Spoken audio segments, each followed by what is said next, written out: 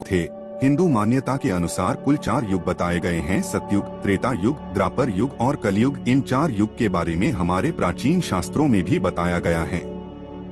आज के वर्तमान समय में अभी कलयुग चल रहा है। सतयुग, त्रेता युग और द्वापर युग खत्म हो चुके हैं।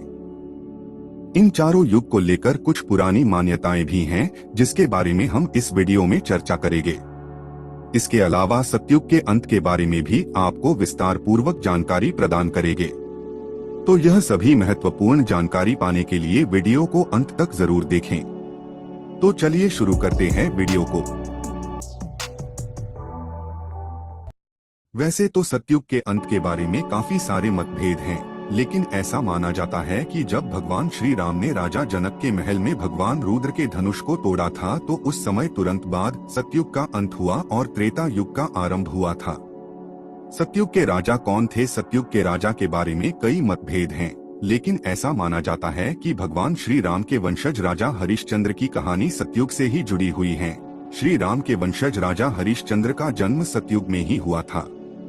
इसके अलावा ऐसी भी मान्यता है कि भगवान विष्णु का अवतार भी सतयुग में ही हुआ था। सतयुग में भगवान विष्णु ने वराह अवतार, कूर्म अवतार, मत्स्य अवतार और नृसिंह अवतार शामिल हैं। भगवान विष्णु ने यह सभी अवतार लेकर सतयुग का कल्याण किया था। सतयुग के बाद त्रेता क्यों आया? जब सतयुग चल रहा था तब मुख्य 4 स्तंभ थे: सत्यता, पवित्रता, तपस्या और दयालुता। इसके बाद जब सतयुग में सत्यता का स्तंभ गायब हो गया तो इसके बाद सिर्फ 3 स्तंभ ही रह गए, जिसमें पवित्रता, तपस्या और दयालुता। सतयुग के बाद सिर्फ यह 3 स्तंभ रह गए, इसलिए इस युग को त्रेता युग नाम दिया गया।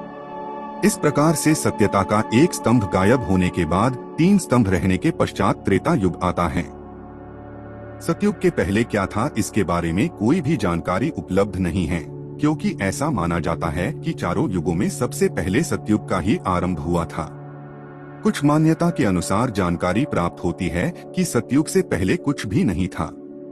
सतयुग से पहले सिर्फ चारों तरफ अंधकार ही अंधकार था, ना ही किसी प्रकार की रोशनी और ना ही सूर्य और चंद्र थे। सबसे पहले सतयुग का प्रारंभ हुआ था। इसके बाद त्रेता, द्वापर और कलयुग का आरंभ हुआ। अभी के समय में कलयुग चल रहा है।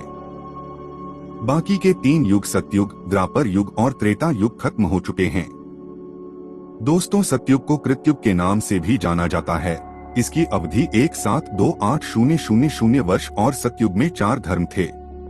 सतयुग के तीर्थ का नाम पुष्कर है। कहा जाता है कि सतयुग में पुण्य का प्रतिशत 100% और पाप का नामो निशान नहीं था।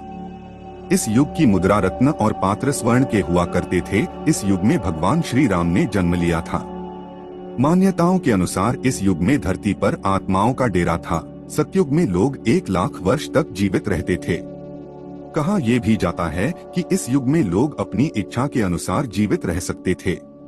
सबसे अनोखी बात यह है कि सतयुग में लोगों की लंबाई 32 फीट हुआ करती थी। त्रेतायुग यह दूसरा युग है। शास्त्र के अनुसार त्रेतायुग की शुरुआत वैशाख माह के शुक्ल पक्ष की तृतीया तिथि से होता है। इस युग में 12,96,000 वर्ष थे। इस युग में धर्म के 3 चरण थे। त्रेतायुग का तीर्थ नैमिषारण्य है। इस युग में पाप की मात्रा 25% और पुण्य की मात्रा 75% थी। त्रेता युग की मुद्रा स्वर्ण थी और इस युग के पात्र चांदी के हुआ करते थे। इस युग में वामन और परशुराम श्री राम जी के अवतार थे। इस युग में लोग 10,000 साल तक जीवित रह सकते थे। द्वापर युग इसे तृतीय युग कहते हैं। धर्मशास्त्र के अनुसार इस युग की शुरुआत माघ माह की पूर्णिमा थी। इस युग में धर्म के 2 चरण थे। द्वापर युग 864,000 वर्षों का था। द्वापर युग के तीर्थ का नाम कुरुक्षेत्र था। इस युग के अवतार श्री कृष्ण थे।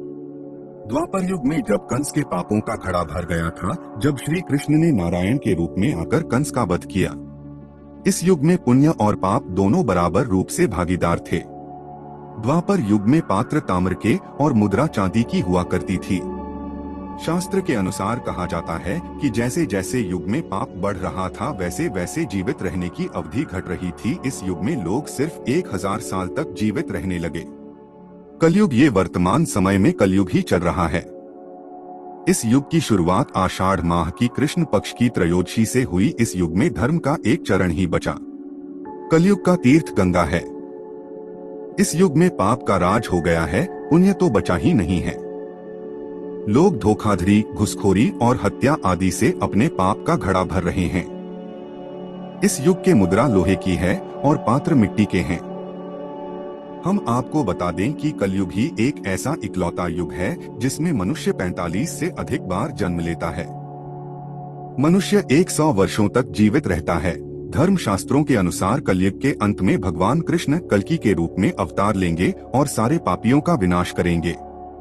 हमें कमेंट करके जरूर बताएं आपको वीडियो कैसी लगी, और अगर आप इस तरह की वीडियो के बारे में रुचि रखते हैं तो हमारे चैनल को सब्सक्राइब करें ताकि आपको नोटिफिकेशन मिलता रहे और नई नई लेटेस्ट वीडियो आपको मिलती रहे। फिर मिलते हैं, तब तक के लिए आपका धन्यवाद।